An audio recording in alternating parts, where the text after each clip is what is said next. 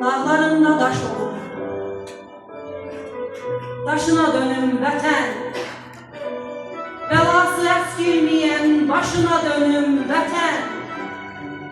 Bu xalqın, bu milletin gözünün qurumayan yaşına dönüm vətən. Məni çevir, dolandı, başına dönüm vətən. Başına dönüm vətən. Anasız şəhidinə ağı deyib ağlaram. Qürurumu əymərəm, qəddimi eyb ağlaram. Ağlaram həzin həzin, ağlaram narın narın. Tutaram matəmini, xəyal olan, heç olan, puç olan arzularım. Qara geyib ağlaram. Əllərindən xınası, qulağından toyunun çəkilməyən sədası, o ikidə ağlaram.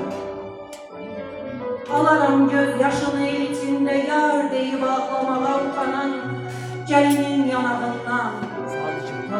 Qoşulub ürəyinə qardaş dağ çəkilən o şəhid bacısına onunla tən ağlaram. Diz qoyaram. Diz qoyaram uğrunda canlar gedən bu torpağa.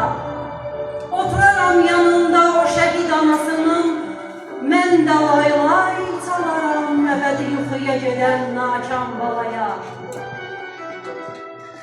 Atasının yanında tox tutaram özümü.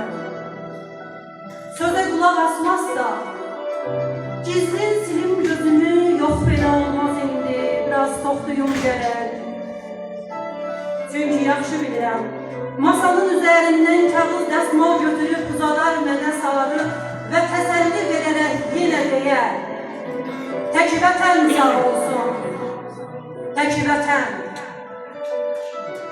Tiklənər o boz sükut onun hışqırığıyla, doğranar sanki içim 100 şüşə qırığıyla.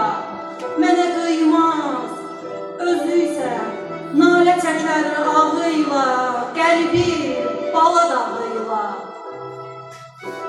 Dağlarında daş olun, daşına dönüm vətən. Boynu şəhid məzarlı, qəlbi dərdli, yaralı. Başına dönüm vətən, başına dönüm